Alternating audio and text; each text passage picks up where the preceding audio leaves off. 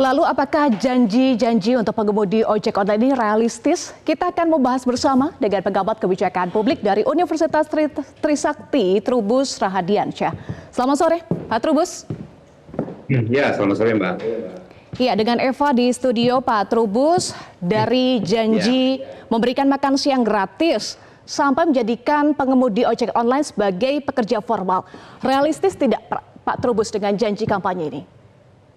Iya, menurut saya sih belum realistis ya, Mbak, untuk itu. Misalnya untuk menjadikan ini pekerja formal itu kan prosesnya panjang karena sekali bahwa ojol ini kan sifatnya hanya kaitan dengan aplikator ya. Kemudian kalau dia akan menjadi pegawai tetap, tentu kan ini menjadi beban bagi perusahaan nanti apakah mau aplikatornya. Ini kan juga hal yang mesti melalui proses panjang setidaknya. Bagaimana regulasi akan dibuat, tetapi bagaimana juga kepatuhan para perusahaan. Yang kedua terkait dengan makan siang gratis ini ya agak sulit juga karena ojol ini kan jumlahnya sangat banyak dan pekerjaannya tidak seperti kalau yang tadi disampaikan oleh pendengar salah satu pemirsa tadi pendapat publik bahwa itu kalau dibandingkan dengan anak sekolah gitu ya. Jadi kalau anak sekolah kan memang jumlah tetap gitu. Kalau ini kan jumlahnya nggak bisa dipastikan gitu kan, ojol itu jumlahnya hari ini dengan hari besok itu beda-beda. Jadi menurut saya ini dua-duanya jadi kurang realistis ya, Mbak, untuk mengatakan bahwa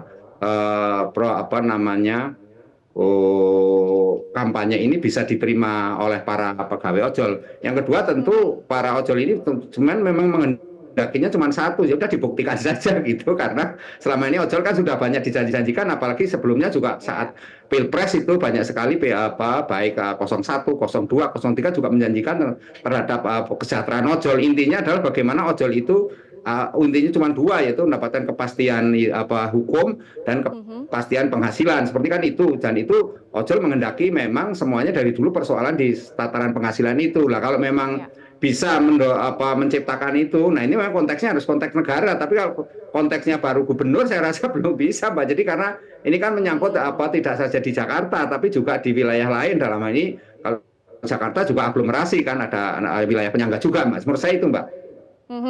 Kalau tadi Pak Trubus sebut nampaknya kurang realistis ya, tapi coba kita bedah dulu kenapa kurang realistis. Dari makan siang gratis, menurut Pak Trubus bagaimana nanti mekanisme kemudian juga anggarannya, memungkinkan tidak sih Pak Trubus? Iya, kalau lihat APBD Jakarta memang besar ya, tetapi kan persoalannya tentu ini anggaran yang tersedot cukup besar sekali. Kalaupun dihitung-hitung nanti ujung-ujungnya juga akan membawa ini kan beban berat bagi APBD. Nah itu yang dikhawatirkan di situ. Di satu sisi juga bagaimana mekanisme dalam hal pembagiannya sendiri, karena katanya mau kerjasama dengan warteg. Nah, kerjasama dengan warteg kita pernah punya pengalaman itu pada saat terjadi krisis moneter tahun 97 itu 98 itu pernah pemerintah Menteri Sosial itu membuat ini masyarakat yang tidak mampu supaya makan ini makan gratis di warteg itu pakai kartu kupon, tapi pada akhirnya nggak kebayar juga, Mbak, gitu. Jadi menurut saya ini ada hal yang menurut perlu pertimbangan matang lah, di mana kemudian kalau pemberian makan siang gratis ini memang mekanismenya lebih rumit saya rasa gitu, Mbak, implementasinya di lapangan. Dan di satu sisi juga kan masalahnya ojol ini juga dikejar oleh ini target-target kan gitu. Jadi tentunya mikirnya adalah bagaimana targetnya, kemudian juga bagaimana segera membawa uang pulang ke rumah gitu, Mbak, untuk kebutuhan rumah tangganya itu, Mbak, menurut saya. Jadi soal implementasinya ya dipertanyakan. Bagaimana juga dengan janji menjadikan pekerja formal dengan gajinya adalah upah minimum regional nih. Kalau tadi Pak Trubus sampaikan kan untuk menuju ke sana saja tidak mulus mungkin ya, karena harus ada persetujuan dari aplikator. Bagaimana dengan regulasinya nanti? Iya, menurut saya ini kan juga satu janji yang secara rasional kebijakan sih oke, Mbak. Semua baik makan siang gratis maupun ini juga rasional kan. Artinya itu bisa dilakukan lah. Tetapi kan dalam implementasinya kebijakan itu kan banyak faktor, Mbak, yang harus dipertimbangkan. Nah, kalau terkait dengan menjadi pekerja formal dan mereka menerima UMP lah misalnya seperti itulah, hubungannya mereka dengan aplikator kan sebatas hubungan mitra kerja, bukan merupakan istilahnya anak buah gitu loh, Mbak. Jadi ini yang menjadi persoalan. Kalau mereka menjadikan seperti karyawan, belum tentu pihak aplikatornya mau. Perusahaan-perusahaan juga akan mikir berkali-kali lipat gitu ya untuk apa namanya menjadikan para ojol ini menjadi sebagai karyawannya. Sekali lagi Baik. bahwa ini persoalannya kan tidak sesederhana yang kita bayangkan bahwa mereka begitu jadi karyawan kemudian mereka bisa dinyatakan selesai, tapi persoalannya kemudian hak dan kewajiban mereka kan juga harus diatur juga di situ gitu loh Mbak Jan.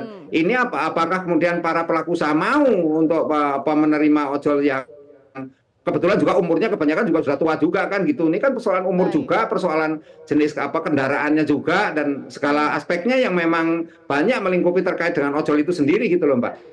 Iya, Pak Trubus, ada sekitar 1 juta pengemudi ojek online di Jakarta. Apakah dengan janji-janji kampanye surga dalam tanda kutip ini bisa merebut hati pengemudi ojol di Jakarta? Iya, kalau saya rasional mesti ojol ini akan larinya ke ini Mbak, ke persoalan makan-makan itu. Kelihatannya makan siang gratis itu lebih lebih menarik hatinya daripada kalau mendorong UMP, meskipun UMP juga sangat realistis karena selama ini kan mereka juga mengejar itu, tapi hampir sulit negara untuk hadir bisa istilahnya memberikan kebijakan kepastian terkait mereka menjadi pegawai formal gitu ya. Ini kan sesuatu yang sangat sulit, apalagi undang-undang Ciptaker juga tidak mendukung untuk ke situ gitu loh Mbak.